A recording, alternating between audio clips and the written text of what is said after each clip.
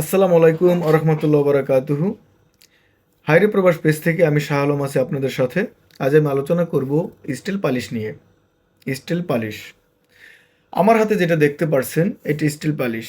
এখানে দেখুন, এখানে পিকচার দেওয়া আছে যে স্টিলের যে কলগুলি আছে, ট্যাপ বলা হয়।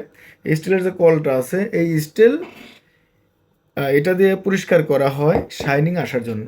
এই চকচক শাইনিং মতলব চকচকে ঝকঝকে। তো এই চকচকে করার জন্য, ভালোভাবে পরিষ্কার করার জন্য স্টিল পালিশটা ব্যবহার করা হয়। স্টিলের যে কোনো জিনিসে স্টিল পালিশটা ব্যবহার করা হয়। যেমন ওই যে কলে ব্যবহার করা হয়, স্টিলের কলে। তারপর লিফট আছে, লিফটে ব্যবহার করা হয়।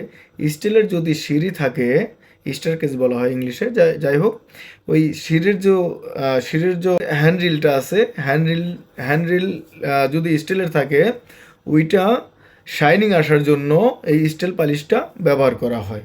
তাহলে আজকে আমরা বুঝতে পারলাম এটার নাম হচ্ছে স্টিল পালিশ। এটা স্টিল জাতীয় কোনো জিনিস শাইনিং আসার জন্য, ভালোভাবে পরিষ্কার হওয়ার জন্য, শাইনিং আসার জন্য, চকচকে ঝকঝকে হওয়ার জন্য এই স্টিল পালিশটা ব্যবহার করা হয়। তা আশা করি আপনারা বুঝতে পেরেছেন। আসসালামু আলাইকুম রহমতুল্লাহ ওবরাকাতুহু।